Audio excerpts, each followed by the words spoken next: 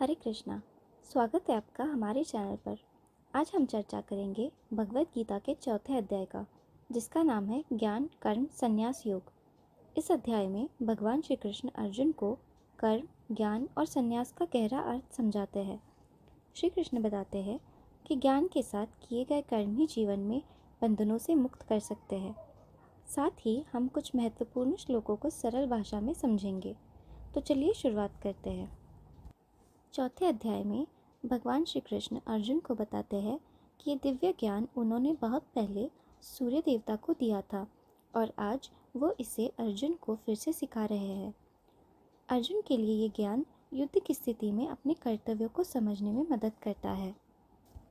भगवान श्री कृष्ण अर्जुन से कहते हैं, इमं विवस्वते योगम प्रोक्तवानहम अव्ययम विवस्वान मनवे प्राह मनुरिक्ष्वा कवे ब्रवीत।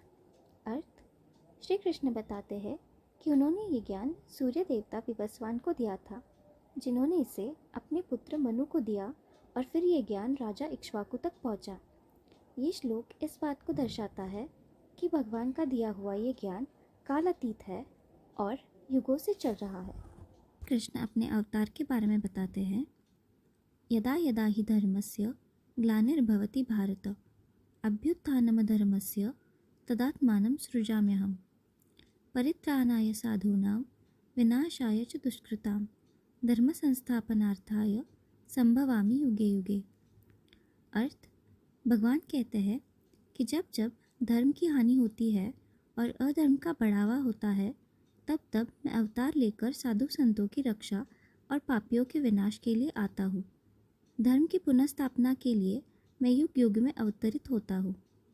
ये श्लोक ये बताता है कि भगवान समय समय पर संसार में धर्म की रक्षा के लिए अवतार लेते हैं। भगवान श्री कृष्ण कर्म और अकर्म का गूढ़ रहस्य बताते हैं। कर्मण्य कर्म यः पश्येद कर्मणि च कर्म यः स बुद्धिमान मनुष्येषु स युक्तः कृत्स्न कर्मकृत। अर्थ, जो व्यक्ति कर्म करते हुए भी अकर्म को देखता है, वही सच्चा ज्ञानी है। ये श्लोक हमें सिखाता है कि हमें कर्म करते समय अपने अहंकार और इच्छाओं से मुक्त रहना चाहिए। ऐसा व्यक्ति ही सच्चा कर्मयोगी है। श्री कृष्ण अर्जुन को ज्ञान के महत्व के बारे में समझाते हैं। श्रेयान् द्रव्यमयादज्ञाज ज्ञान यज्ञ परंतप सर्वं कर्माखिलं पार्थ ज्ञाने परिसमाप्यते। अर्थ, कर्मों से किया गया यज्ञ भौतिक यज्ञों से श्रेष्ठ है।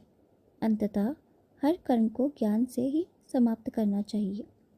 इस श्लोक में भगवान कहता है कि भौतिक साधनों से किया गया यज्ञ से ज़्यादा श्रेष्ठ है ज्ञान का यज्ञ, क्योंकि ज्ञान ही सभी कर्मों का परिणाम है।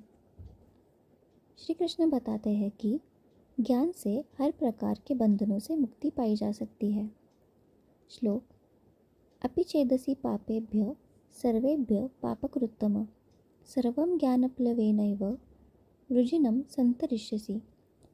अर्थ, अगर तुम सबसे बड़े पापी भी हो तो भी ज्ञान रूपी नाव से तुम सभी पापों को पार कर सकते हो।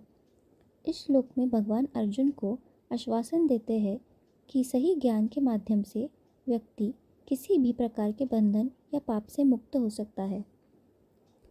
अध्याय 4 में भगवान कृष्ण अर्जुन को बार बार ये समझाते हैं कि कर्म ज्ञान के साथ मिलकर ही सही दिशा देता है। कर्मयोग तब सार्थक होता है जब उसे सही समझ और ज्ञान के साथ किया जाए। तो भगवद गीता के चौथे अध्याय में हमें ये सीखने को मिलता है कि ज्ञान, सही कर्म और ईश्वर के प्रति समर्पण से हम जीवन में बंधनों से मुक्त हो सकते हैं।